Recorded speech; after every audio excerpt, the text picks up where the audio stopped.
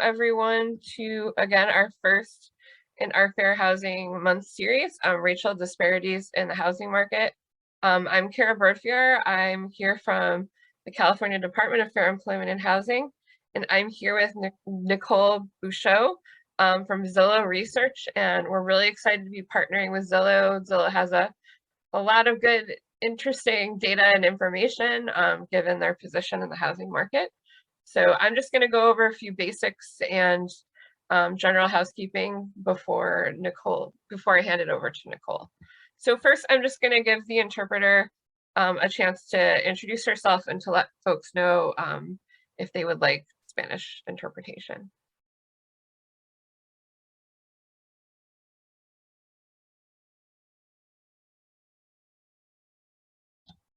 So Claudia, if you want, you can introduce yourself. Looks like her audio is not working, maybe the mic.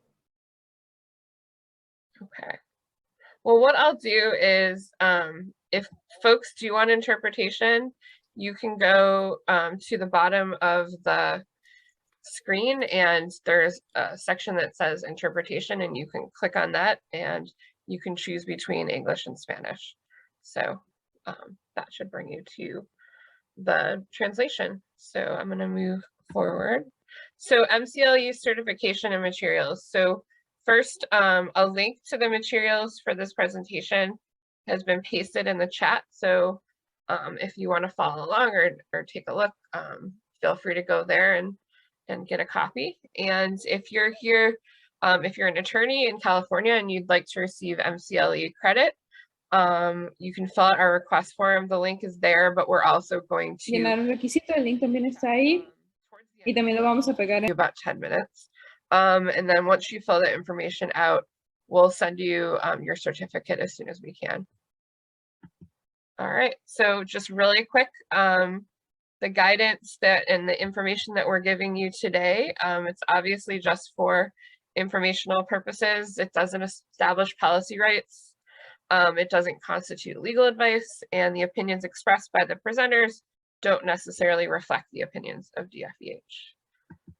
And just quickly, I know most of you are probably familiar with what we do, but the Department of Fair Employment and Housing, we're California's civil rights agency, and our job is to protect the people of California from unlawful discrimination in employment, housing, public accommodations, from bias-motivated violence and human trafficking. And we do many different things to reach those goals. We do obviously a lot of education and outreach, which is what we're doing right now. We give technical assistance. We obviously take complaints of discrimination, and we bring cases and sometimes prosecute violations in court. And we also facilitate mediation and resolution. And I'm just going to do a quick poll just to see kind of who's in our virtual room, just to give the presenters an idea of who's here. So if you could go ahead and just choose one. I think some of you may fit into many of these buckets, but just choose one. We'll give you just a minute to do that.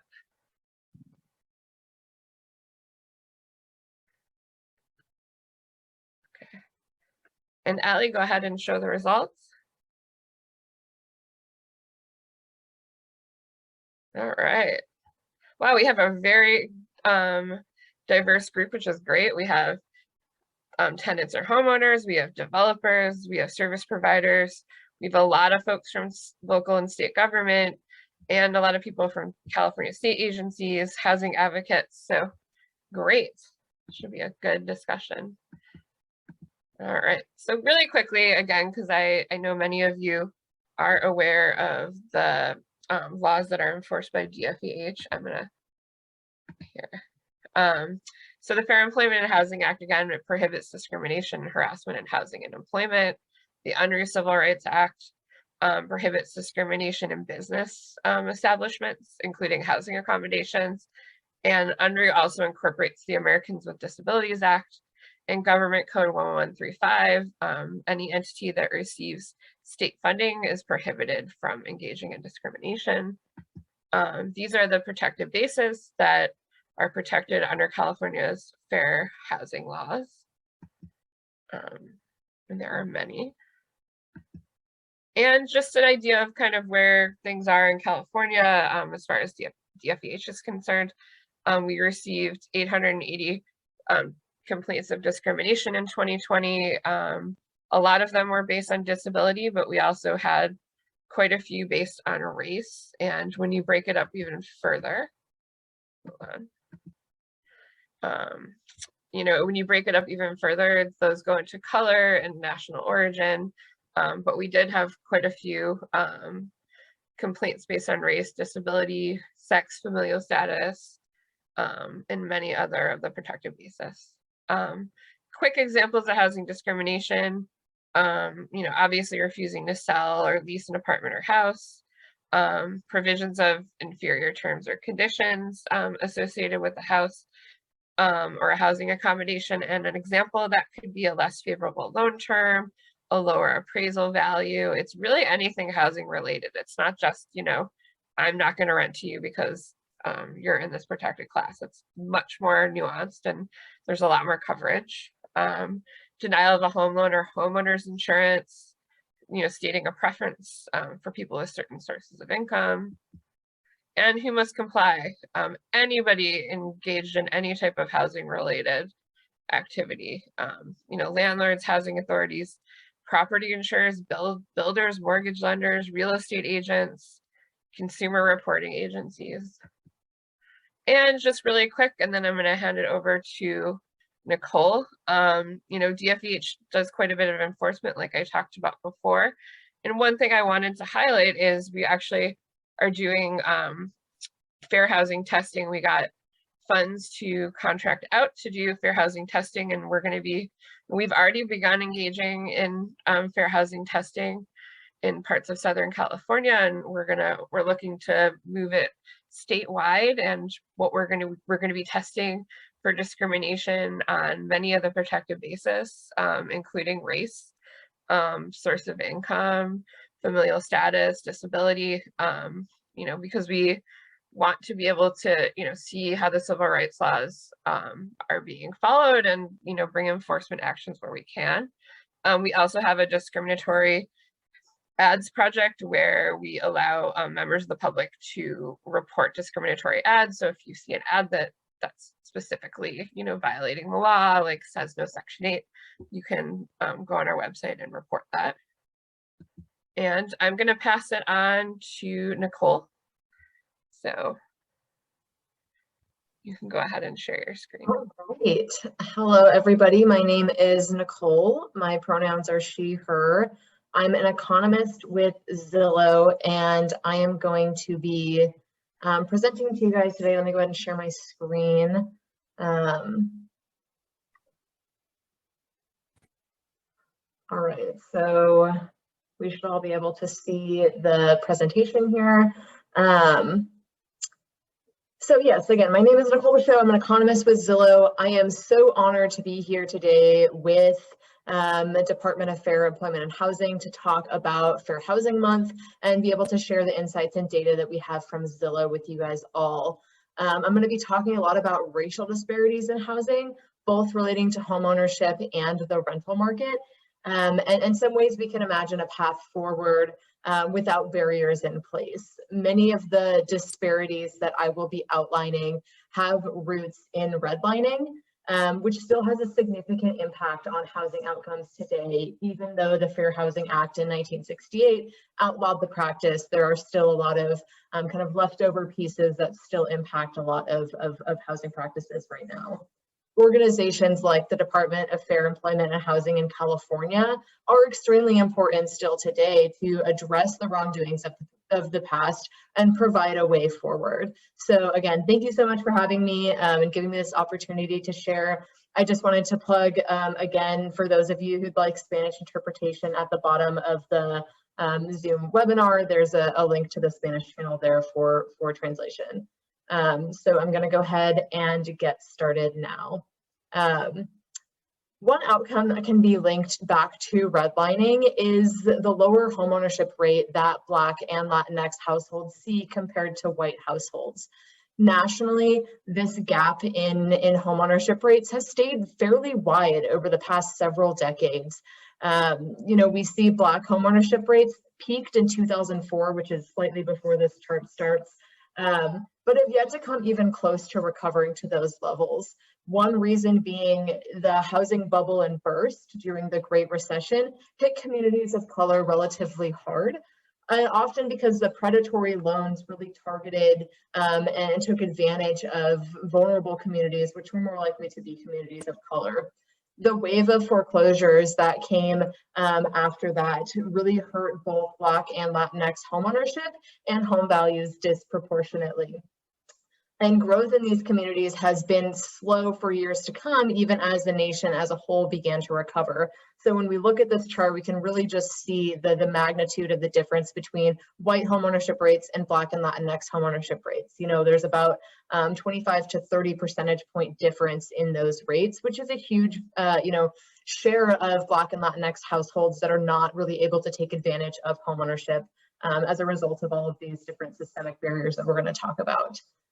We can see that homeownership gap is experienced by Black and Latinx households at all age groups.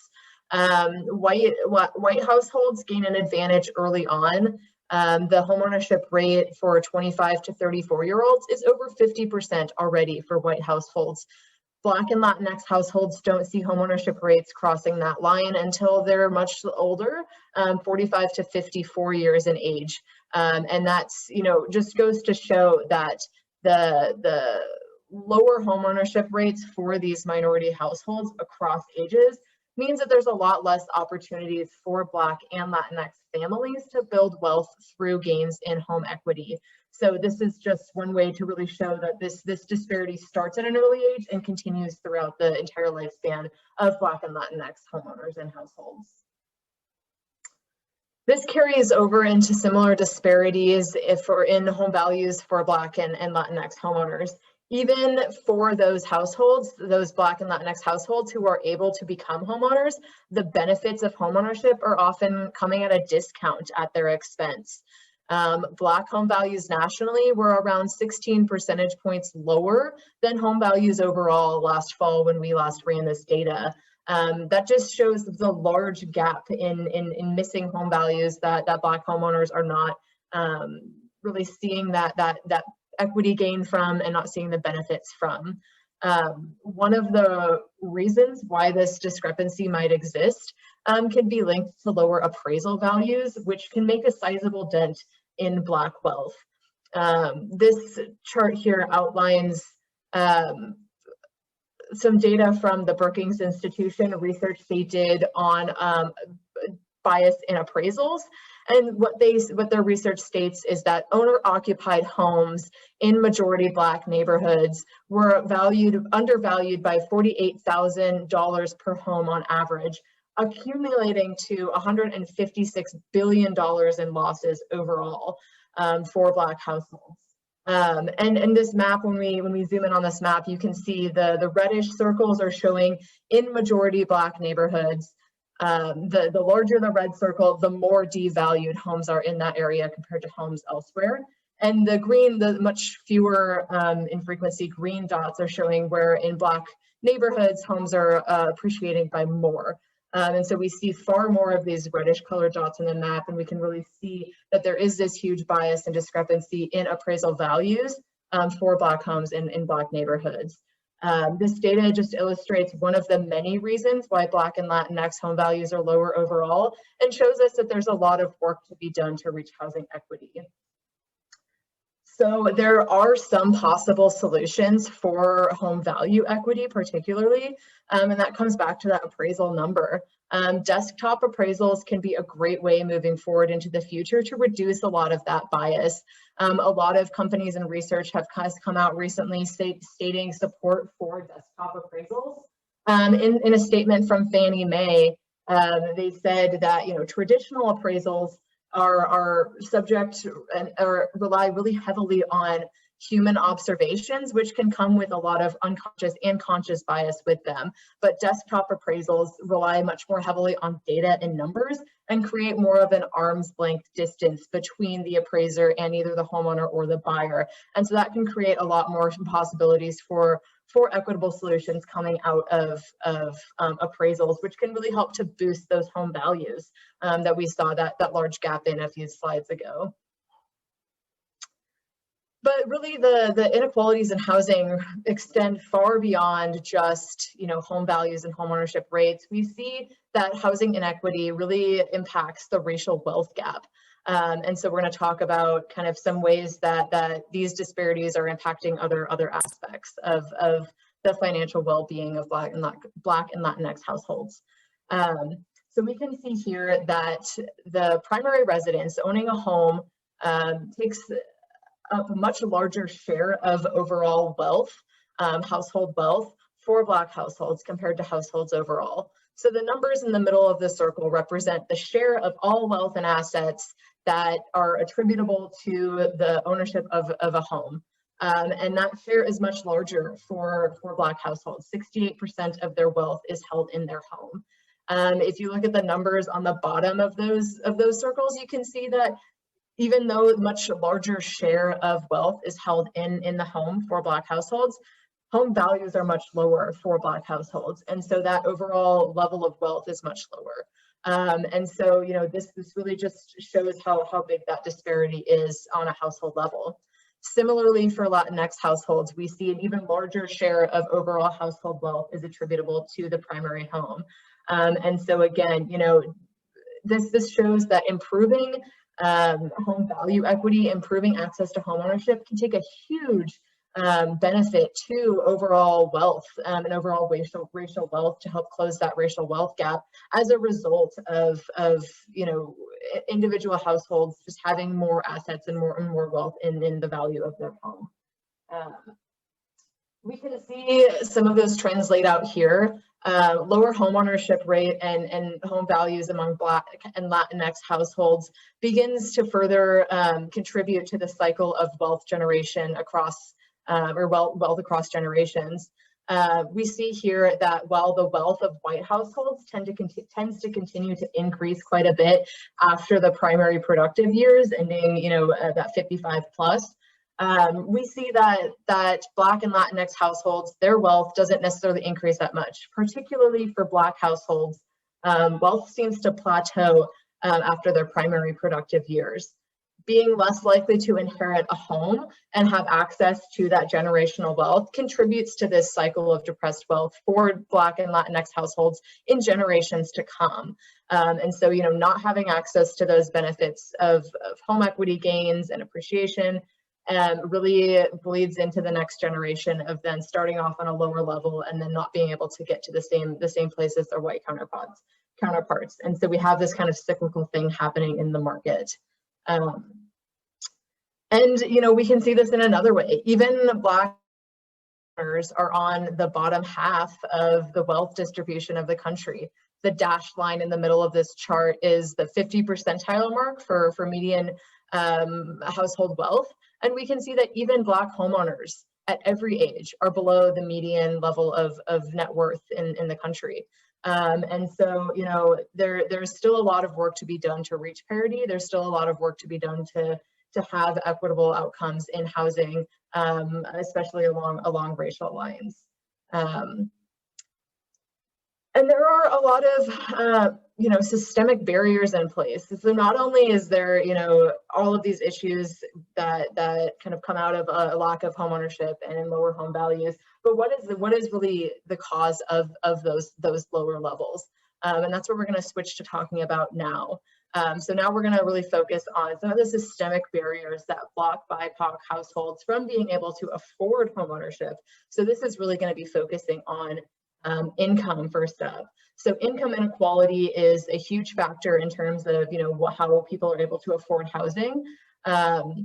This data looks at the number of years it takes to save up for a 10% down payment on the typical US starter home using the national renter savings rate. And we can see how large these numbers differ or change by race, but also notice the large magnitude of all of these numbers. For white renters, even for white renters, it takes 12 years to save up for a down payment, a 10% down payment on the typical starter home, which are the cheaper side of homes across the US, given the national renter savings rates. So this research was really designed to show how much of a struggle it is for any renters to be able to afford to kind of save up for that large lump sum of a down payment. But then when we break it down by race, we see how much more of a disadvantage Black and Latinx households are at, taking up to 20 years to save for that type of a down payment. And this data was run in the beginning of 2021. Home values have increased a lot faster than income growth has over the last year. We also know that Black and Latinx households were much more likely to be impacted by job loss and income disruptions during the pandemic. And so income inequalities overall have gotten larger. So now these numbers are likely much larger in magnitude, and these gaps are larger as well. So that just goes to show how much more of a challenge this down payment is for renters today trying to break into homeownership than it's ever been in the past. There's also a lot of discrepancies in how people are saving up for that down payment lump sum. This is from some survey data that Zillow put together that looks at the share of home buyers who have recently purchased a home that saved up any portion of their down payment or their cash funds themselves. And what we see is that white home buyers were much less likely to say that they saved up anything themselves. They either received money as gifts or donations from family or friends, used the previous sale of their home to fund their down payment, or any other number of factors other than saving it themselves. Whereas buyers of color were much more likely to say that they'd saved up their money themselves. What we saw from the last page shows us that it takes a really long time and a lot of effort for renters of color and buyers of color to really save up that type of money. And so, that just goes to show how much more difficult it is for buyers of color to really break into that. Especially as there's so many more of them trying to do this on their own. One of the kind of, silver linings is that there are some solutions to providing access to funding, particularly when it comes to that down payment, which is really the biggest hurdle for a lot of folks to get into homeownership. There are a myriad of local down payment assistance programs all over the country. Down Payment Resource is a platform that connects buyers to these funds. If you put in a little bit of information about your financial situation, if you're a first-time buyer and a few other things, it can tell you what programs are available in your area that you might qualify for to get this money for down payment assistance. And Zillow has partnered with them to put that on our homepages. So when people are looking at homes, they can see that they have access to these funds if they're eligible. Spreading awareness of these programs is hopefully going to help to get more of these funds in the hands of people who need it the most, who are unable to otherwise afford this major milestone of a down payment and of homeownership. And so, just spreading access and awareness to these programs is going to be really helpful to, creating more opportunities for homeownership in the future. But even if you can afford to buy a house, if you have the income, if you have the down payment, it can still be really difficult for a lot of folks to be approved for a mortgage, particularly for mortgage applicants of color. BIPOC mortgage applicants were much more likely to be denied for a loan than white mortgage applicants. We can see here nationally, Black applicants are denied almost twice the rate of white applicants, with American Indian and Hispanic applicants seeing significantly higher levels of denials as well. And so these numbers on this chart here show the share of mortgage applications that were denied by race. When we look at California, we can see that American Indian applicants actually had the highest denial rate there at 16.1%, followed very closely behind with Black and Hispanic denial rates at 14.9 and 13%. So these are still really large numbers that we're dealing with, and really large discrepancies in terms of the racial breakdown of these denials. And there are a lot of reasons for why there are these discrepancies in denial rates that we'll talk about in a minute. But here we can just see the kind of highlighted by the share of denials in mortgage applications compared to the share of the population that each racial group takes up, and just how big of a discrepancy there is. for Black and Hispanic mortgage applicants particularly, they take up a much larger share of the denial pool than they have in the share of the population. And so again, this is just really going to show that there's a lot of disproportionate effects impacting applicants of color in the mortgage and lending market. And credit is really the number one reason why we see those discrepancies, why we see those disparities, particularly for Black applicants. Hispanic applicants are more likely to be denied based on debt to income ratio. So again, going back to income inequalities, being a big driver there. We know that credit is a major issue for in the mortgage market for breaking into mortgages. And we'll kind of get into that a little bit more in a moment. But really, one of the big issues is that there are millions. I think it's around 26 million adult Americans who are credit invisible, meaning they don't have any credit system or credit history. They've never been in the credit system at all. There is, and that population is much more likely to be Black and Latinx. So it's much more disproportionately concentrated in populations of color for people who don't have any credit history. If we go back to redlining has really barred access to credit. That was kind of one of the initial objectives of redlining, was blocking access to traditional financial services and banks. And so we can see in this next slide here, we have some data that shows that in majority Black neighborhoods, we see much higher share of alternative financial institutions like predatory lenders and payday loans rather than traditional banks compared to in white neighborhoods. So on the left side of the screen, you see majority Black neighborhoods. Colored, the kind of darker blue color is higher share of the population that is Black. And then those little yellow dots are the number of alternative financial institutions, typically seen as much worse off than traditional banks or other financial institutions.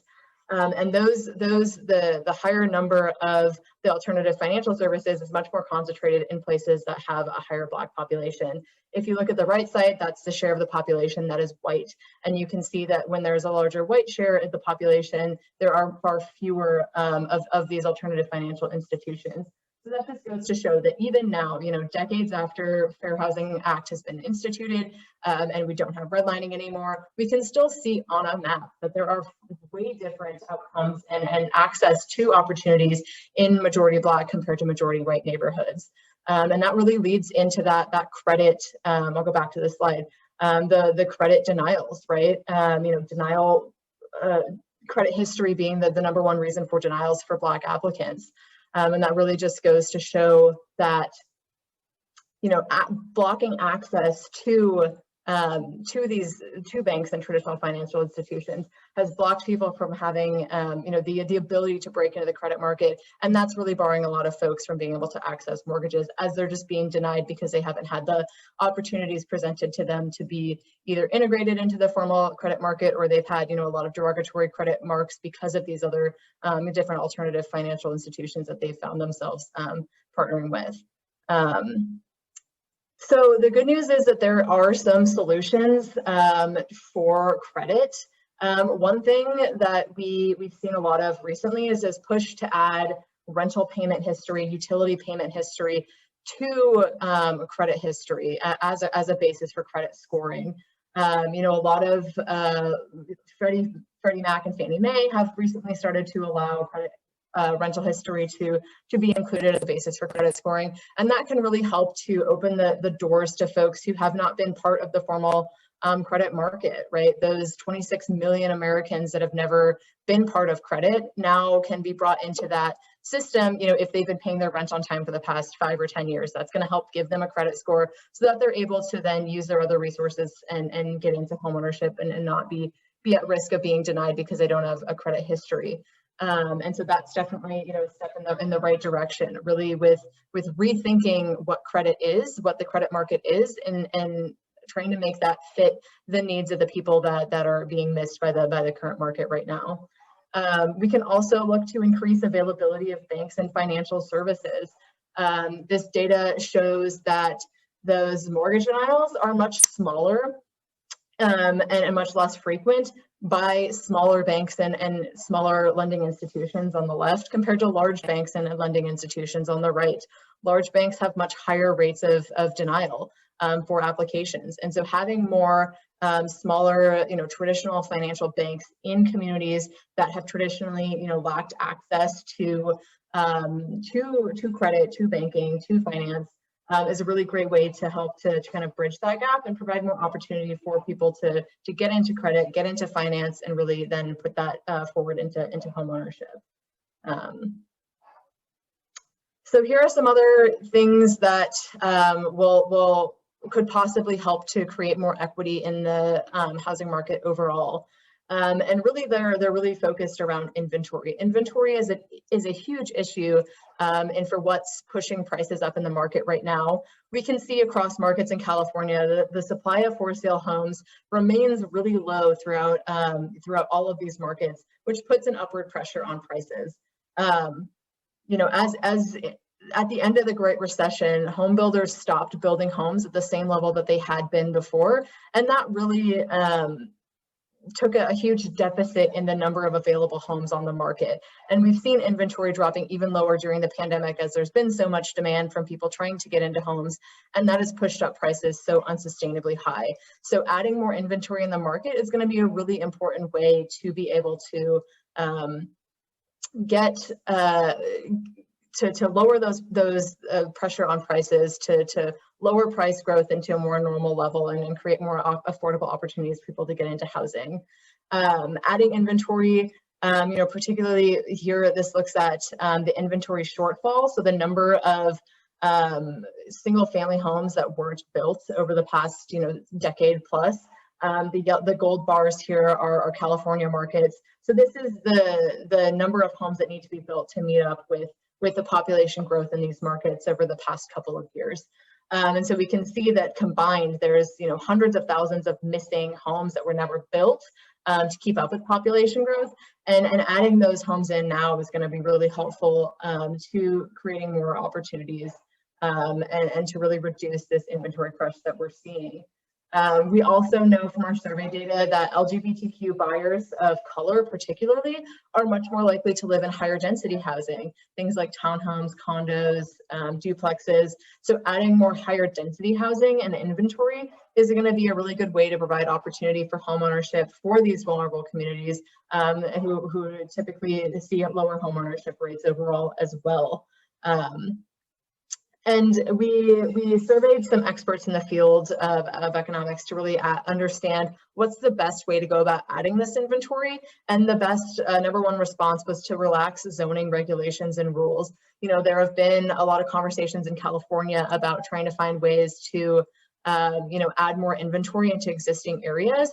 And that's definitely going to be the best way to move forward with getting this inventory in the market, getting people into those homes.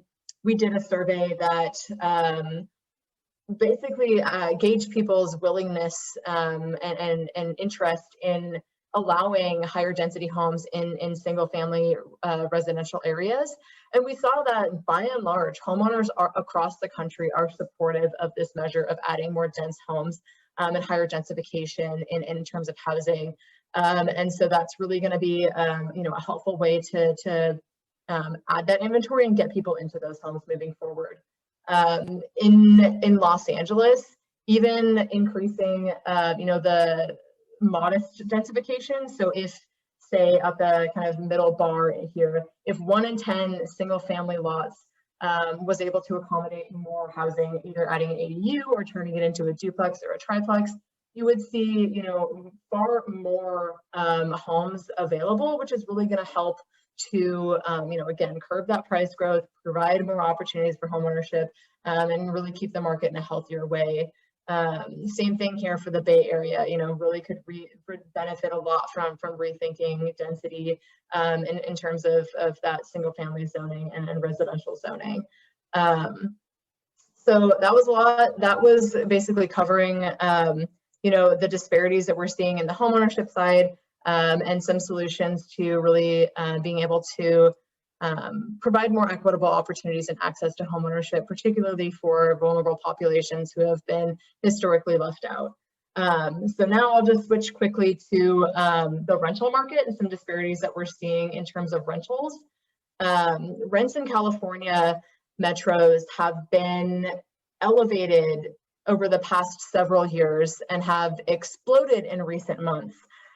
So we can see just how steep the values on these graphs have risen over the past couple of months.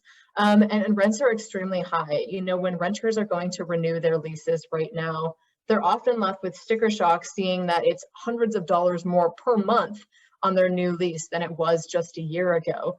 And this is putting a lot of pressure on renter budgets, particularly as renters and even more so renters of color were more likely to be impacted by pandemic-related job loss over the last 2 years, which has really, you know, disrupted the financial lives of a lot of these folks and made it a lot more difficult to come up with, you know, that extra, you know, hundreds of dollars a month for these rent increases. We also see that renters of color are more likely to face higher rental startup costs. So that would include application fees and security deposits. This comes as renters of color were more likely to report job loss during the pandemic again. And so just taking these additional extra startup fees is even more of a financial burden on these populations that have been really vulnerable over the last couple of years.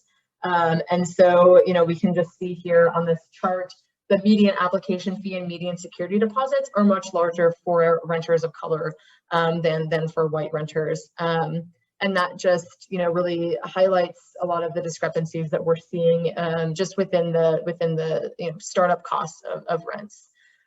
We also know from our survey that Black and Latinx renters are submitting more applications during their home search than white renters. That's, you know, even more, that's, you know, one of the reasons why we see those higher fees. People are having to pay the fees several times over or however that looks. It's taking a longer time to get into a rental. And so there's just a lot more burdens and a lot more hoops to jump through for renters of color to get into a home, and then they're paying more to do it.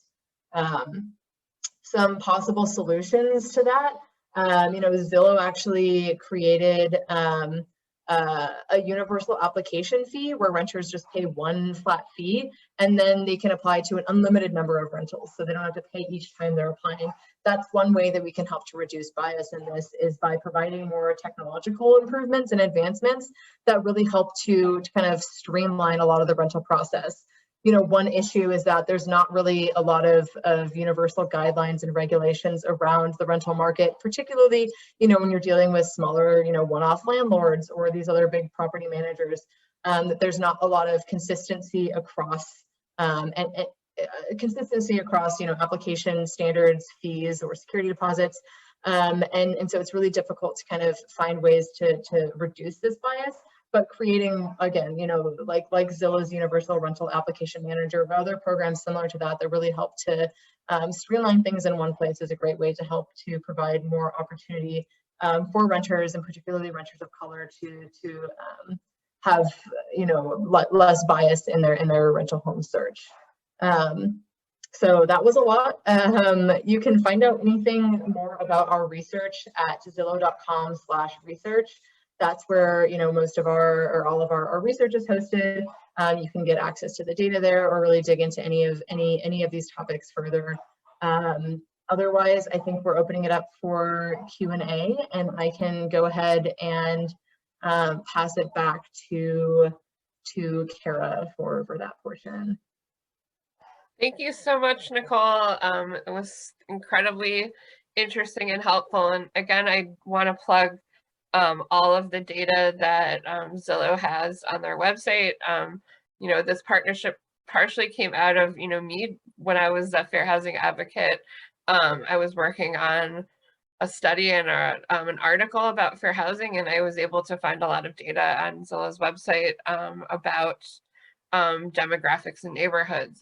They have a lot of really helpful information, especially if you're an advocate or you're looking into these issues further. And they also publish quite a few reports. They have like a fair housing tab with their research, and I highly recommend taking a look at that. And we do have some questions, and I also have some questions. I'm going to start. Somebody asked if you know if a lot of landlords are using Zillow's single rental application. I do not have any information on the number of landlords. I can follow up and see what our user rate is on that and share with Kara to follow up with you afterwards. Okay. And then let me see at the next question. How many people responded to your survey? I'm assuming they're talking about the rental survey, and we're part of the statistics. And just the big things that tenants can do. What I'm thinking about is like things like, you know, paying your utilities or making other types of payments, if those could be considered as well. Yeah. So that's generally the goal, is to be able to start having more of those payments included in credit basis.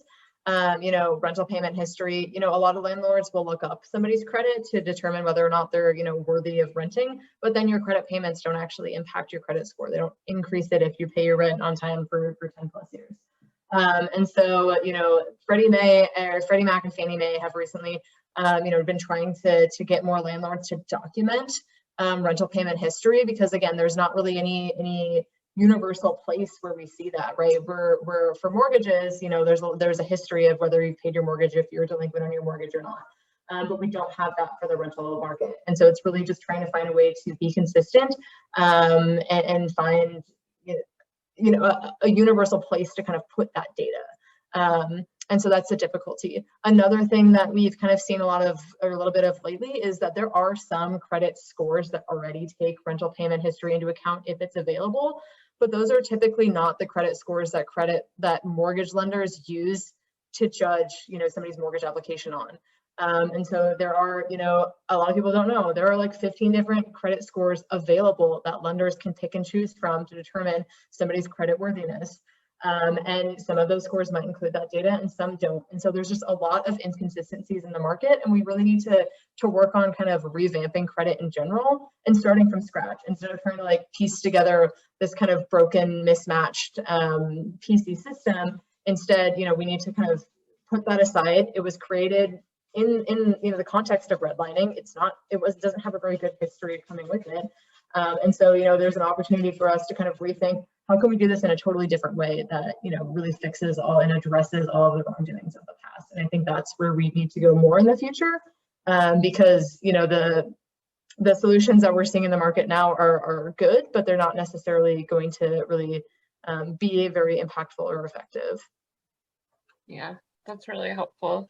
Do you know of any like municipalities or states that have done anything around this issue, like have legislated, changes to credit history? Or and it's okay. I was just curious. Yeah, I don't know of any particular legislative bodies that have done anything actionable on this. I mean, that was one of the current administration's campaign promises, was to look at revamping credit history and credit scoring. So we'll see if that happens on a national level, which would be great. But yeah, I'm not sure how that has played out on a local level. Okay. And then another question that we have, how do the remote appraisals work, and can you just speak more to that? And it's just such an interesting idea. I mean, I guess the idea being that you're not like, that the appraiser's not like, in the neighborhood and getting like more implicit bias, but can you speak to more of, how those work? And yeah, desktop appraisals, really, they just rely on, using county records data on the layout of the house, on using photos that are provided of the house instead of going in and seeing it themselves, looking at, comparable sales in the area online versus, going and seeing these things in person. It saves a lot of time because you don't have to have the appraisers, leaving their office or their home office, in today's world, and going to the physical location, and it reduces bias just because it's really relying more on data than it is on somebody's personal judgment of what something should or shouldn't be valued at, and so it just creates a lot more consistency in that market. Great. And then one other question, Do you know of anywhere that has like any state or locality that has done any type of like in addition to, you know, Zillow's, but like just a universal rental application? I don't know if there's any state body that would have that. It would likely be, you know, some kind of like property manager. I would assume that they, you know, property managers who have a large number of properties would have some kind of application manager, but I'm not sure of any government bodies that would have that. Okay. I was there was a municipality in Richmond, California that did one for just the criminal history checks that, you know, and it was just a local ordinance in that city. And, you know, it was interesting hearing from folks coming out of jail and prison and talking about the biggest barrier. And, you know, number one was obviously people being screened for criminal history, but the other one was the cost of these, you know, it's significant. It was like, you know, I'm putting in 10 applications and I'm getting denied by all of them, and that's $300 or $400. So yeah, they did try and do something. I'm not sure how that played out over the long term, but it is a really interesting solution. Zillow has also partnered with Housing Connector, which does something similar, particularly for, you know, people with a criminal background and history, of working with landlords that will say up front that they will accept you no matter where your source of income is coming from, no matter what your background or history says, as long as, you know, you're able to prove that you can pay their rent, that they will accept you. And so we have that in Seattle, and that's had a lot of kind of good benefits coming out of that, of people getting into rentals and really matching those landlords with the renters through that Housing Connector platform. And I think we've recently launched in a few other localities as well. Oh, it's called Housing Connector. Yeah, Housing Connector. Okay. I think that's the end of our questions. You know, we have a couple you know, just general housekeeping questions that I can answer for folks, and just as reminders. But first, I do want to thank you again, Nicole, for your time, and I want to thank you know, you for just sharing this information. I think it's incredibly helpful. I think, you know, especially on the purchasing side, I think, you know, I think that it's been in the news more, but I think we want to, you know, highlight these issues even more, because it is such a, you know, just hearing the numbers, it's just staggering, and, you know, incredibly helpful to just get that information, maybe as a starting point for making some changes. So I very much appreciate your time, and I'm going to go ahead and just answer a few. We had a few housekeeping questions in the chat. So the MCLE credit link is in the chat, so go ahead and fill that out if you'd like MCLE credit. We are going to post a recording of this training or this presentation on our YouTube channel, and I will let you know when that's up. And the materials, there's a link to the materials, and you can download them and use them as you see fit. I think, you know, we want this information to get out to as many people as possible. But again, thank you so much for your time, and you know, please check out the link to our website at DFH as well. And that's it. Thank you so much, Nicole. Thank you for having me so much. This was great. I'm glad I was able to come and meet you all and share this data. So yeah, thank you again for having me. Great. Take care, everybody.